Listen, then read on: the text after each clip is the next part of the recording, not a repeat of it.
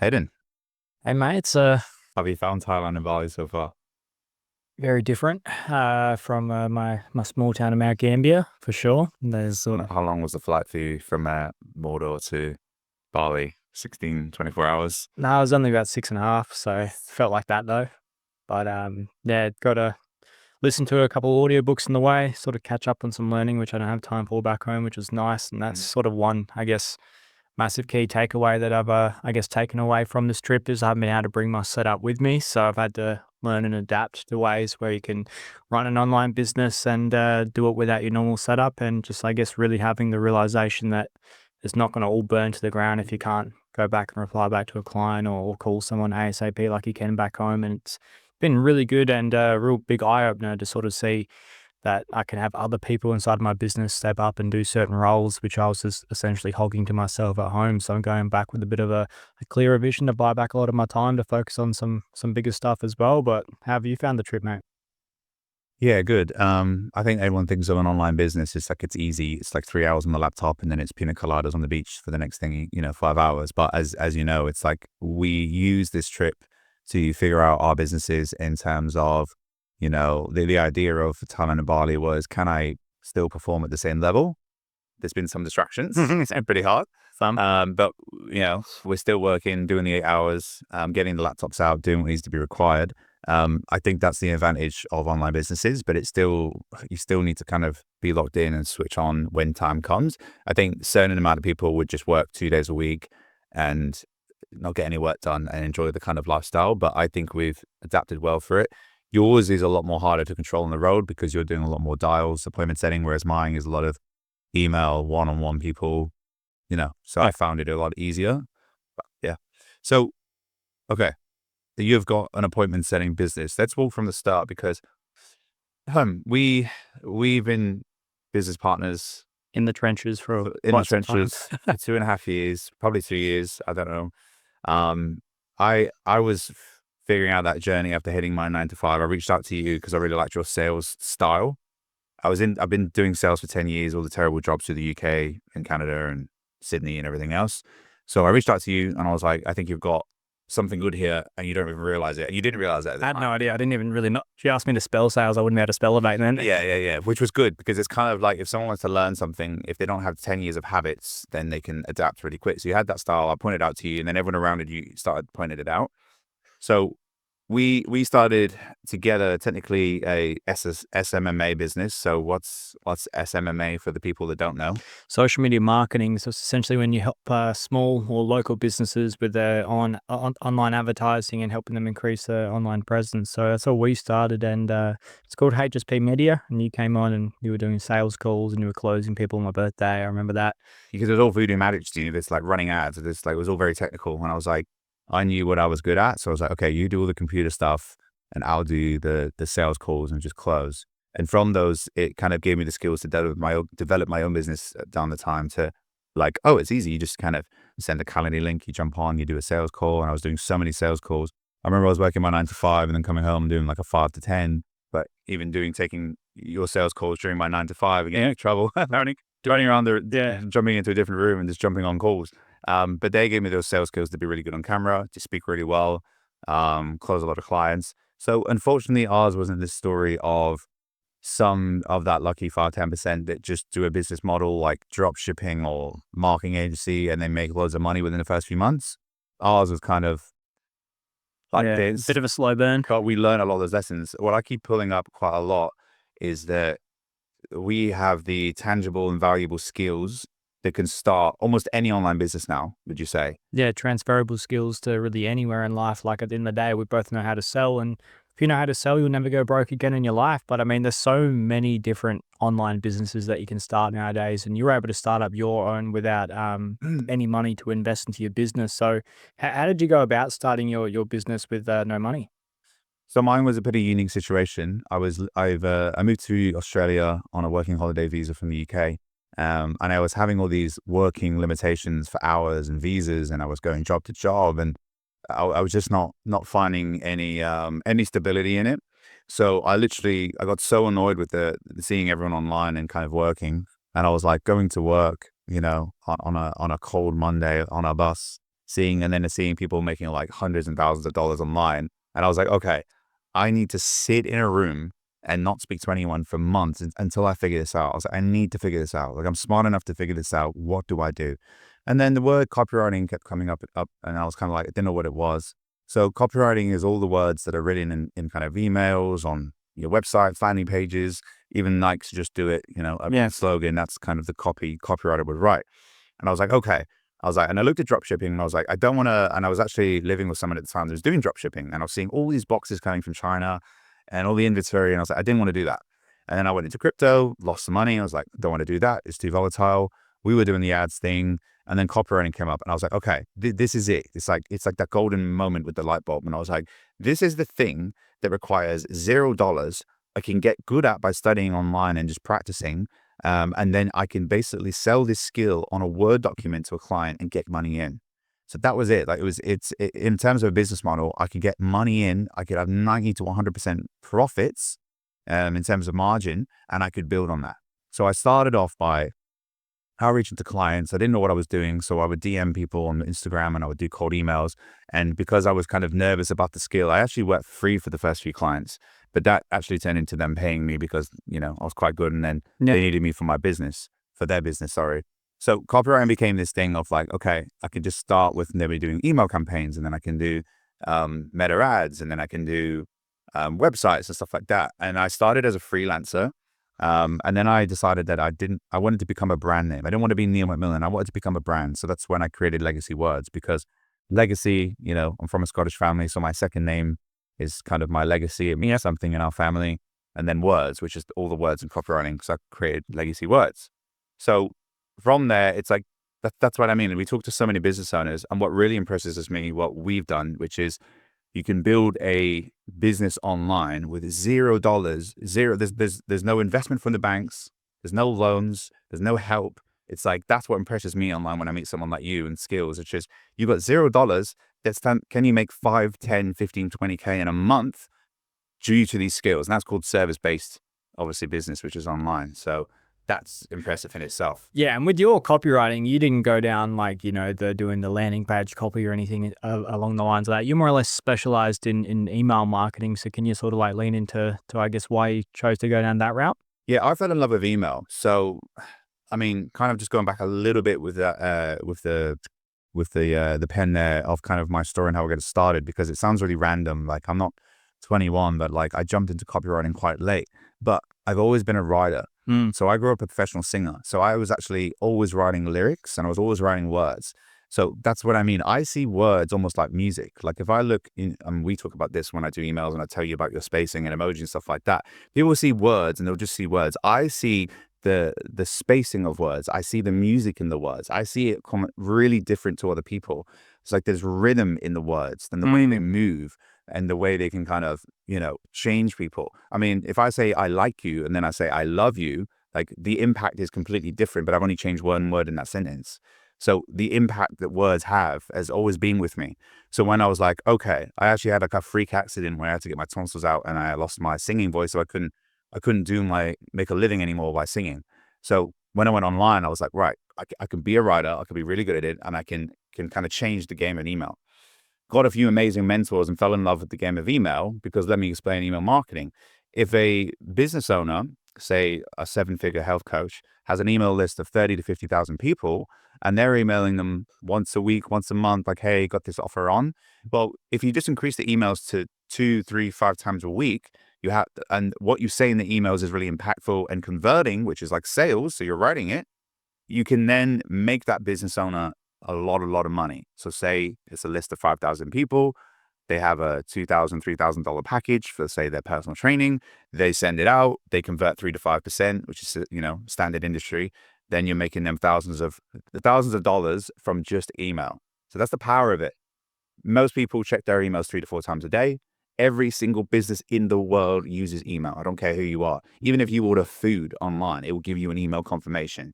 So email is everywhere and it's everything. And that's why I've leached onto that to find high class target clients that I can make a lot of money and also leverage making a lot of money. And this is where it says, and people go, oh, well, copywriters and email marketers, are they making that money? Well, yeah, do the math. You're not going to make money with gym owner that has a list of 50 people, but you will make money with the business owners that have huge lists and high ticket, because you can get a business that's, if their offer is $150, you say, for like a gym membership, because I was doing health and fitness niche for a while. But one of them is like, 7,000 USD dollars for a fitness course because they have so much leverage on social media. You just got to sell them 3 or 5 of them a month, take, 10, 15%, and you're making, more than a 9 to 5 job. It goes back to the key rule of you get paid into direct value you get paid in direct proportion to the value that you provide. So like you said there, if you're going to go help a personal trainer sell a $30 a week gym membership, or in my scenario, you go help someone in property sell a $40,000 commission house, then you can actually charge a lot more money, which then makes your time a lot more obviously worthwhile. And that's one thing that I found, going back to what you said about the purpose of words and the impact and the meaning about that, that translates so well into appointment setting. Because when I was first starting appointment setting, I think one of my biggest benefits was I don't have like a massive vocabulary or anything along the lines of that, which, sort of sounds like I'm dissing myself, but it actually helps me get my point across to a lot of people, because too many people in sales, and even just people who want to try and, pretend that they are who they aren't, they try to use big words and try to impress people with words, but the average person has no idea what they're saying. So if you keep things super simple and super easy to understand and digestible, you can generally get your point across to a lot of people. And especially a lot of my appointment setting is, I don't believe in DM appointment setting anymore. I think that's just a waste of time. I just think the most powerful thing you can do is get somebody on the phone and just have a conversation. A lot of people try to get on the phone and try to act salesy and get people, to start buying them something. But at the end of the day, like, you can't make somebody buy something. And I think that was the biggest lesson I learned, especially when we first started doing business together. I was like, how do I get somebody to pay me? How do I? And the thing is, you can't make somebody pay you something if they don't want to pay you Very for hard to it. persuade them. Yeah, and Yeah. it's almost like it's almost not even like convincing them or persuading them or anything along the lines of that. It's just, you've got to be able to have your conversation in a way where it just seems like the logical next step for them to do is just to give you that money or take the next step and book that appointment, which is what I train my team on. I manage a team of 11 appointment setters now. We do close to $10,000 per month in my business. And the one thing I say to my team that we do different than all the other competition is we never ask for the appointment really at the end. We push them away. So we build up all the value in the call in the very end. Just go, well, based on what I said, Neil, would you even see any value in having a conversation like that? Then we just go pause.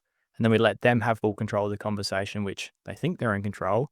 But by not sort of pushing them into the corner saying, well, Neil, I want to book you in for a XYZ conversation with blah, blah, blah, you just ask them.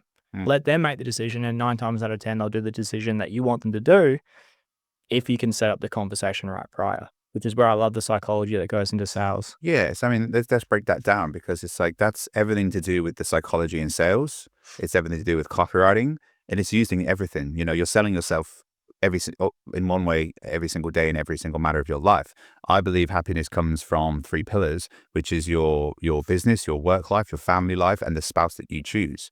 So you could be having an argument with your missus, and you could say, like, can't believe you did that earlier, and then just escalate the situation, change the wording, and be like, there's something I'd really like to talk about, that you did earlier. Do you have time tonight? And it's like the changing of words is everything in sales as well when you're on a phone. And it's not even like the words that you use is obviously extremely powerful, but it's sometimes not even what you say, but it's how you say it. Yeah. And that's what I love. And this is what I say to my team is like, when you're on the phone with a prospect, right? They have no idea what you look like, and you have no idea what they look like, but they have this little mental image of what they think you look like based off the way you sound and the way you act on the phone. So you could be literally, like, we're in Bali at the moment. You could probably literally be somebody living in Bali, and you could do appointment setting someone in Australia or the US or the UK. There's no discrimination because they can't see your face. They don't know where you're from. But if you're able to have that conversation with them and hold a conversation, you're actually able to, I guess, get them to do whatever you want to do, which is why I love appointment setting. Is like, you don't have to be tied down to a certain location. You can do it from the freedom of your laptop. And as long as you have a stable Wi-Fi and a mobile phone, the world's your oyster, essentially. There. Yours is it's like, look for a blue ocean in business and a starving crowd, as Alex Hormozy says, and kind of feed them it. If you're selling hot dogs outside of university of loads of stoners, like, it's a great business idea because people are going to buy all the hot dogs. And the same with you. It's a case of not every business, but I say like a huge chunk, like 60, 70, 80% of businesses need appointment setting for their leads that are coming in. So gym owners coming in, or real estate leads for housing, or dental leads and things like that. So to kind of clarify and walk it through, appointment setting is a lot more. It's like business owners can put money into marketing, advertising, and have this funnel where they're getting all these leads. But if that business owner doesn't sit there for 8, 12 hours a day and call them up themselves, or have a team, which then they're paying a wage for, it doesn't even matter, as you know. So your team goes in as kind of like a white label team for the business. You have a team of 4, 5, 6 setters, or even one. You train them up on that business, and they call in all the leads as if they were working for that business and give it to the business owner for them to close. So that's walking it through, and that's why it's so valuable, and why most businesses, because there's not a lot of appointment settings. Most business owners can't train sales because they've never done a call call, they've never picked up the phone, and then they hire somebody who they think's good at sales, and the person who made them think they're good at sales is actually no good, and they're not motivated, which goes back to my point. I've only ever hired one person on a salary. And they turned out to be the worst appointment setter I've got. All of my other appointment setters are 100% commission based, because I strongly believe that if you're guaranteed a wage in sales, you're going to underperform. You got to be hungry. You know, you got to exactly. You got to get paid into direct. You get paid. What was the saying? You get paid into the value that you actually provide. And if they're getting guaranteed X amount of dollars per week just for sitting on the seat, regardless whether or not they do dials, it wouldn't make sense for them to just go sit there and do more dials. Which goes back to a point that I think I brought up several times on this trip, when we sort of had our cigars and sat there and reflected, and being like, I honestly believe some people would be better off if their situation was slightly worse. Yeah. And what I mean by that is, like, when I was working in real estate as a property manager, I was earning like $1,200 a week, right?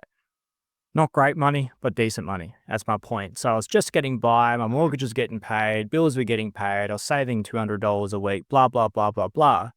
But I didn't have that hunger to go do anything, because that comfortable spot for a man is the worst to be in. Just getting by phase, which is the worst thing somebody that can ever be in, especially if you're a male wanting to try to go out there and succeed something. And I'm lucky enough to have 3 of my setters now quit their actual 9 to 5s and come on full-time 100% commission based. And you best be betting they're working a lot harder than 99% of the other salespeople out there. Yeah.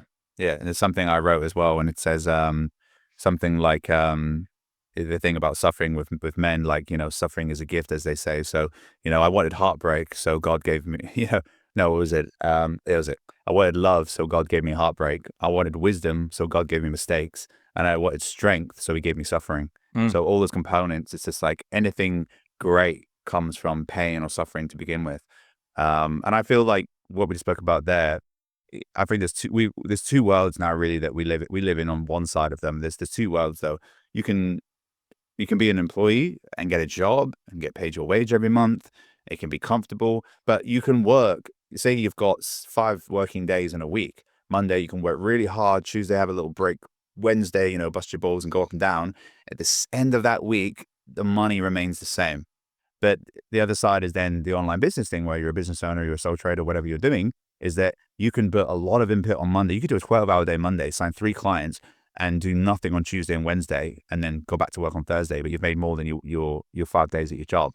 That's kind of it in a nutshell. And that's the way I like to live. It's like, okay, I need an extra 3-5K, let's get on the phone or get a client in somehow or some way. It gives you that hunger. I always love it when people go, well, isn't starting a business risky? It's like, yeah, it is. And they're like, well, what happens if your clients leave you? I'm like, well, what happens if your boss gives you your 2 weeks notice? Yeah. Then you're stuffed. And it's almost worse, yeah, because, we've all lost jobs, and it's like, it's very sudden. And then you're spending a lot of time trying to find an employer. And especially in Australia, we were on about this earlier, that I truly feel it's easier to get a client online within a couple of weeks than it is to get a job now in Australia. This takes a couple of months, because, the recruitment process is like, go for the interview, and they like what they see, and then they want to come back for a second interview. And these are like 4 to 6 weeks in between, and you're waiting, and they go, okay, it's not really right. And sometimes they didn't really let you know, and you've just wasted through 2 months, and you're like, I'm really going to get this job. I've got a good feeling. And then you don't get the job, and then now you're 2 months out of work. Whereas like in online business or finding clients, whether it's like on digital marketing appointment setting, you could be like, right, I've got 7 days. I'll ring 500 business owners, and your sales conversion is at least 3%. one or two of them is going to say yes, and it's like I'm now back in the game. Mate, I was that hungry when I quit my job. I rang every mortgage broker with an 04 number at Google, just trying to sign people on. And then after a while, that's when I started to realize that the appointment setting route was probably the best way to go, because you could bring clients on to run ads and they would just never call up their leads. And you're like, shit, I should probably start promoting this as a service. And that's when I jumped ship and got out of the marketing agency game. So I personally think that if you're going to go start a marketing agency in 2025, I honestly think you're doomed for, failure, because at the end of the day, it's just everybody and their dog's trying to start a marketing agency, and it's probably one of the worst business models in my personal opinion, because your income's capped. Whereas appointment setting, I'm 100% performance based, and each client to me can be anywhere from $8,000 to $10,000 a month minimum. If you go out there and actually start picking a good niche to go after, and what do I say to everybody when it comes to picking a niche, is make sure that your client's average lead value is over $500. Because if it is over $500, then you can actually charge something that's worthwhile. Yeah. But this is what I mean. There's levels to this. When we started 2 years ago, it was just like, we're in different, I'm in the copywriting digital world, you're in the appointment setting world, but we started in the same world and branched, but learning the lessons at the same time is that we both are in the belief still that the quickest way to get an online business to 10K a month is cold calling, because you can send a 500% or 10,000 DMs, a 5 sequence email cold chain, and they'll ignore it. If you get it on the phone in front of them and talk the way in, and stand out a little bit, you could be signing them on that day or on a call the next day. Yeah. And I also think that, for example, if I was to send someone an email and they sit there, they might get a little bit confused and go, oh, well, XYZ, and never reply back. They talk themselves out of it. Whereas when you get them on the phone and they get a little bit confused, you handle that objection right there. If you can close from a cold call to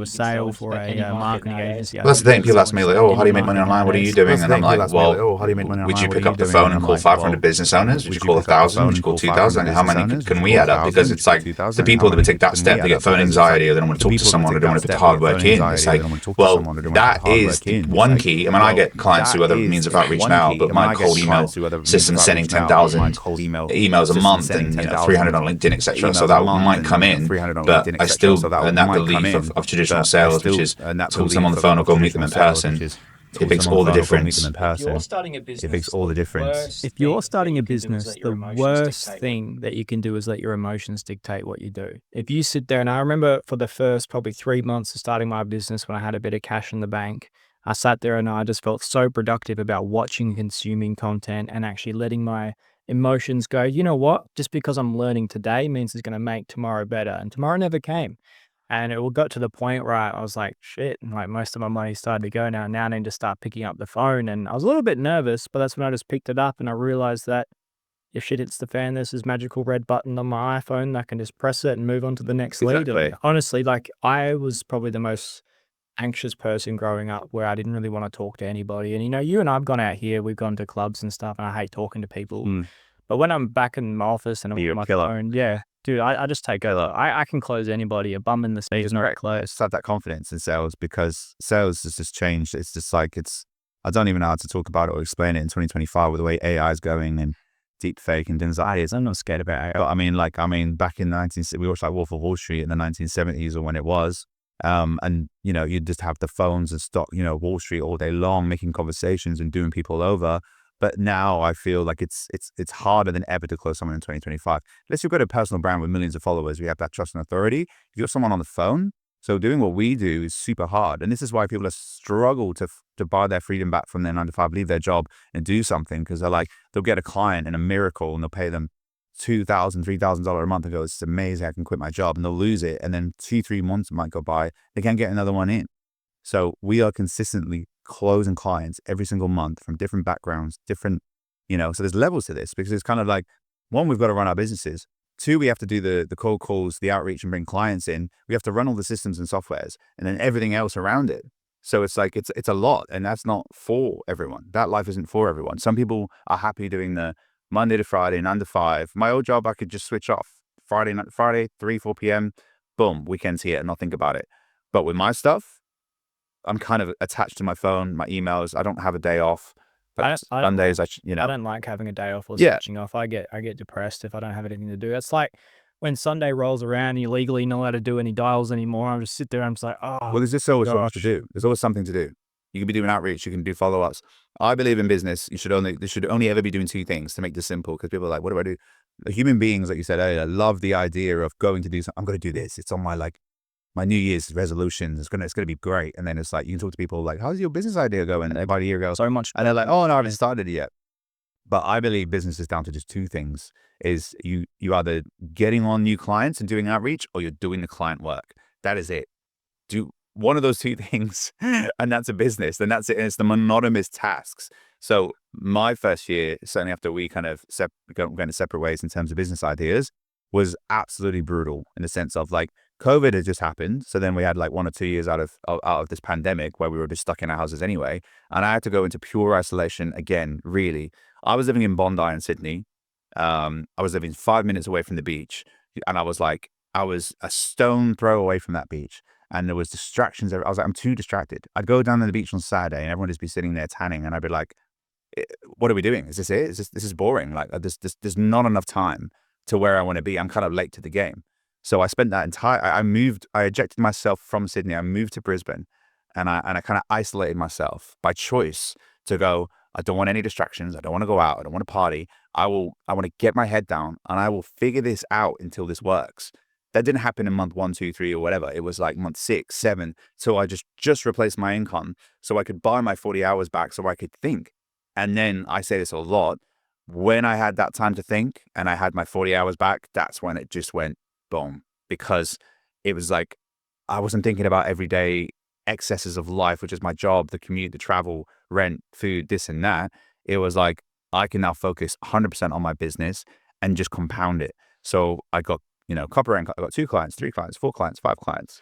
Well, where do you see yourself going, I guess, for the rest of the year when it comes to copywriting? Like, do you have a certain point that you want to take it to, or certain goals before you go do something else? Or where do you sort of see yourself taking the copywriting journey this year? I was lucky because I had a sales background, so I found it easy to sign clients, but I was stuck at 10K a month.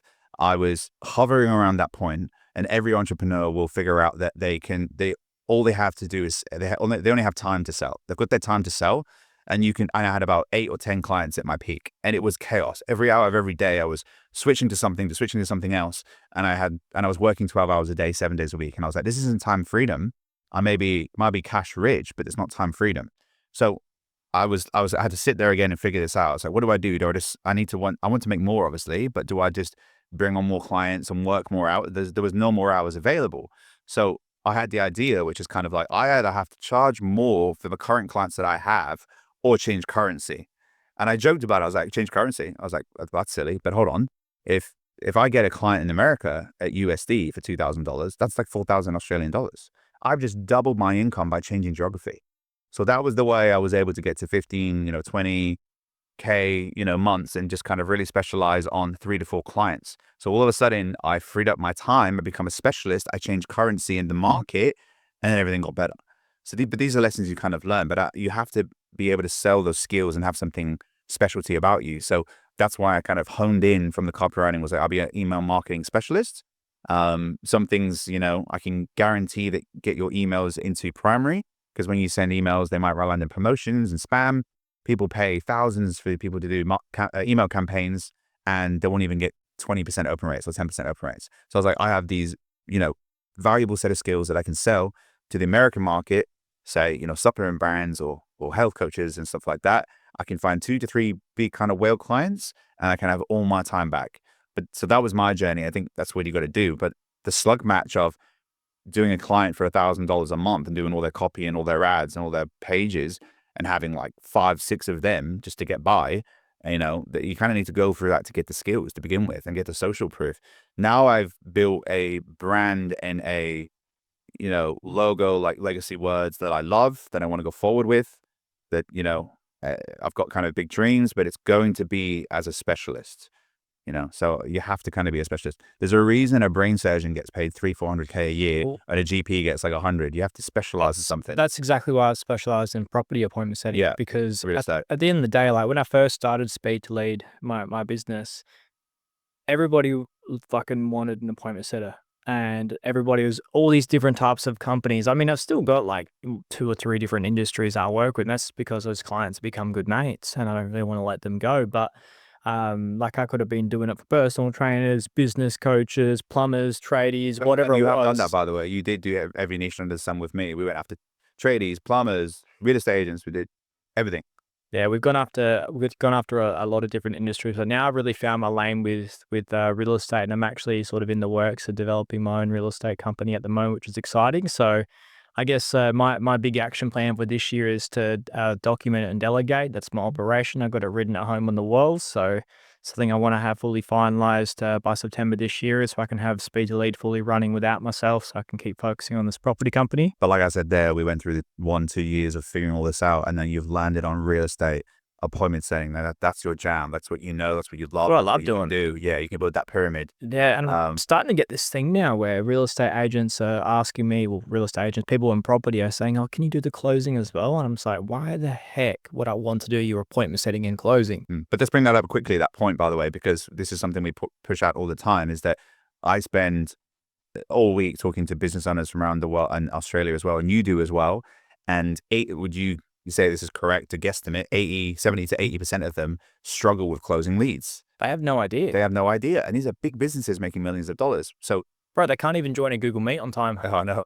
So, I mean, yeah, that's what I said earlier. Like, literally to be 80% further than everyone else in this world right now in business is to show up on time, present yourself well, and be able to kind of talk well. And this is the thing, like if you're a beginner and you're wanting to start a business and you've got that fear or self-doubt that you don't know enough, what you got to realize is there's a lot of rich people out there that probably don't know anywhere near as much as what you've done, probably sitting on the couch for the last 12 to 18 months consuming content. And that's what I was doing from probably at the age of 15 all the way up until about 19, until I actually, I ran drop shipping businesses, got banned from PayPal for life, banned from running ads on Facebook for life. You know, the list goes on and on and on.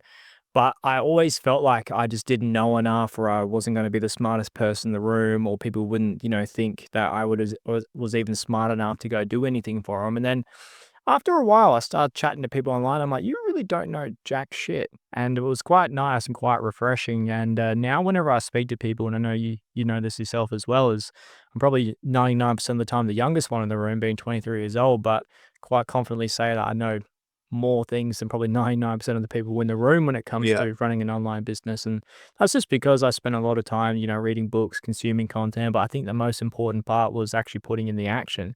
And a lot of people sit there and go like, I'm just trying to plan my business. I'm like, bro, you can't plan ahead. Like at the end of the day, you might be able to sit there and plan the perfect business. But what happens when your client doesn't start getting results? Yeah, even the people at the top don't know the systems and softwares like you do and I know. And like, I was like, I've been in the room with these like top minds and millionaires, and I was disappointed. I was like, they're not any better than me. They don't know more than me. They've taken action, and it's gone on for like 5 or 10, 20 years, and it's just like they're in that position. It's just like everyone now online gets shiny object syndrome and does one thing and does the other, and it's like we're meant to be distracted. It's like, can you cut out all the distractions, do something for at least 3 to 6 months, almost to a year, to actually see any results? And I promise you 90% of people today in 2025 can. So the bar to entry has never been lower in terms of doing well online, starting a personal brand, making money, And a lot of people just move too slow. Like a lot of people are like, I'm going to set up and build my website. When I started Speed to Lead, I think I built my website in under 3 hours. 2.5 hours. Yeah, it's not even like that nice of a website, but it was one of those things where like you have to have a website in 2025. So I made it there, and I'm going to be honest, I don't think many people have even visited it, because at the end of the day, 99% of my clients has come from referrals, which, by the way, I honestly think that one of the best strategies you can do if you run a business at the moment is literally just build up a list of referral partners. Mm-hmm. I spent 2 days cold calling marketing agencies, just speaking to them and not selling them anything, but having a conversation, because I'm under the impression that if you can get in the room with someone who's already working with your clients, but aren't in direct competition with yourself, and it just makes sense for them to make the intro to you, such as a referral fee, or in my case, it was working with marketing agencies who run ads for real estate companies. And what's the biggest bottleneck in marketing agencies? It's client churn. Now, why do clients churn 99% of the time? It's because they don't generate any revenue or profit off the leads that they're generating, because they don't call them up. So when I came in the doors with my 100% performance-based appointment setting business, it just made logical sense for these people to introduce me to their clients. And that's how I was able to get Speed to Lead to 50 grand a month in under 6 months, just from literally just doing referral partners. And that is a scary thought that you just brought up there for any business. It's like, especially what we do, is like we can bring a client on and we can have them for a month, 2, 3, 7 months, but at any time they can just leave. They can be like, I don't want this anymore. Whereas like your job has safety. It's like paycheck to paycheck every month. You're just going to work. You have to do that work. But when you do it yourself, but you gotta love risk. Like I love risk. I know, but that's what I'm saying. I don't think people realize. They think you just kind of sign that one big client, that whale, and that's it for life. But it's like they can choose to leave at any time. That's why I've never gambled in my life, because I know if I gamble, I'll get addicted too quick. So I just love risk. Like I get out of bed and I have risk for breakfast. Like I'll put all the money on the line just to try and make something work, and that's why I just don't gamble. Like when I quit my job, I went all in. I had a house, I had a girlfriend, everything like that I obviously needed to work for, and I guess that was Is it all gone? it's still there. But yeah, I mean, going back to obviously when you started your business, I know we've probably talked in the last 2 podcasts a lot about the start of our journey there, but I mean, you went from $0 to $20,000 a month quite fast. So I guess I got 2 questions for you. Number 1, how did you go from $0 to $20,000 a month so fast? And number 2, where do you see yourself going by the end of the year? Well, I think I touched on it in what I said earlier. So like I said, the first thing I did was I brought on clients for like $500, $1,000 a month, and that was, email marketing, doing their meta ads. It was like, honestly, it was a happy meal. It was like that, but I mean, like, how did you get the clients from the US on to get yourself to the 20K month? Because you obviously changed the currency to double your income. Yeah. But how did you go out there and actually get hold of those clients, because they're a different breed, the US from Australia? Yeah, right. And I think from some business owners that we've worked with that were touching their toes into the US market, I was running their campaigns and kind of was sensing it. I was like, so I've done the UK market, I've done the American market, I've done the Australian market, all the Western markets, sometimes European, and they all do react differently. It's like with Australian market, it's kind of like, oh, here's this invoice and they're $1 million company, and like, oh, and it takes 6 weeks, and you're chasing John, Fiona, just to try and get them on the phone. And it's just like, it's hard work. It's pulling blood from a stone. But Americans, it seems to be like, you sell them on something. It's like, right, paid it. Cool. Let's go. Talk to you in a month. Like, it's just they're all about business. It's a different game. So what I did, what I did was just, a lot of them, I went onto their website and I was like, right, what's the best way to get my foot in the door to talk to these business owners? And I thought, well, yeah, if I just ring up 100 business owners in the US, only 3% of the market is actually in buy mode. In buy mode at any given time. So it's just like, you're wasting a lot of time. So I needed to find like a magnifying glass to basically find a problem that I knew they had that I could sell to them. So what I did was I signed up to every one of their email lists. I had an Excel of 100 to 200 dream clients, all their newsletters, and then I would wait for those emails to go to spam.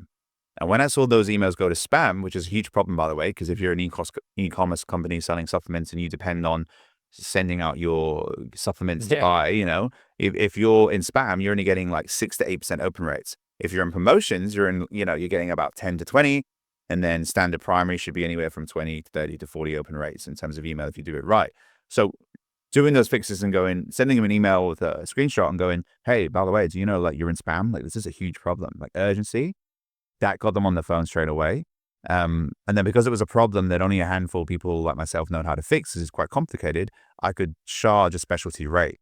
So this is how I was able to, and again, I changed to the US market, and that's how I was kind of able to like double, triple my income, like basically within a few months, come out of the Australian market. Because I found with the Australian market, it's kind of like, okay, we can do the same email marketing or do meta ads, and like to get $1,000-$2,000 out of them a month. It's like, I'll think about it. And it's not easy. And then the good thing about going after the US market, I could build my personal brand and do other videos and kind of, touch base. And obviously I'm from the UK, so I'm going to go back and touch that market as well. And we dip toes in together with the real estate stuff. And so it's a great business network that we've done, the US thing. And I'm going after the e-commerce markets. Touching on your 3% of any given market that's actually in buy mode, I took it one step further back when I used to go chase clients, because I've never ran an ad for Space Elite, and I don't do any outreach at all anymore. What I did was I went and actually developed my own Facebook ad library scraper, because with my business model, right?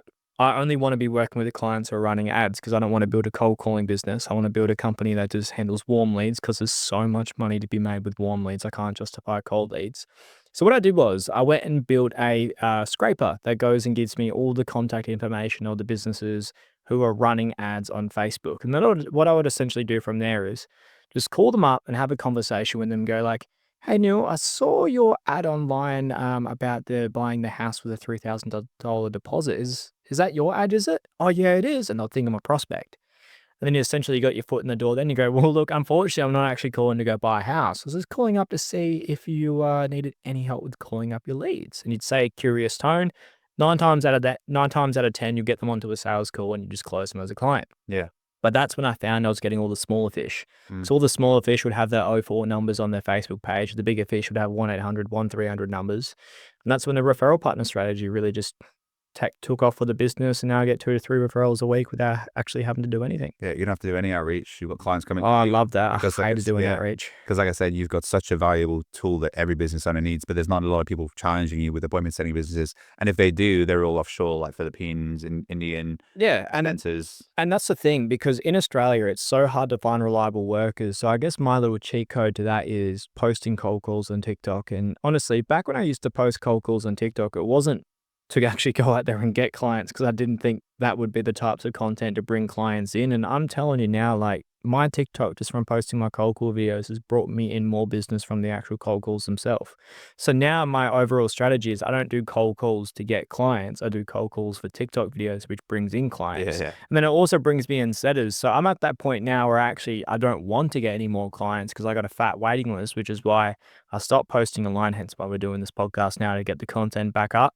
But I'm actually going to get back on the phones myself and tell myself to do 20 cold calls a week. So I know I'll be getting one banger TikTok video a day. And that's just going to allow me to bring on more setters and start to cherry pick more clients. Yeah, right. Well, yeah. And I mean, considering with our network now, and, you know, over time since posting online and building a personal brand, we've met some really cool business owners, and we've gotten to that point now where just because I do appointment setting, it doesn't mean I can't close somebody on a Facebook ad, or it doesn't mean I can't close somebody on LinkedIn and refer them over to people like yourself. Yeah, that's what I mean. We've got that network now, which is great. Like, I think it's the best in Australia in terms of digitally. I don't know about the world, obviously. But if we want a landing page done, click our fingers, it'll be done, you know. Or if we want someone to run ads for a client or referral, like, we just click our fingers, it's done within 24 hours. So that's good. So if you had a gun to your head and there's a beginner copywriter with the gun to your head, and he said, Neil, you got to tell me now what's the best way to go out there and sign a client, what would you say to him?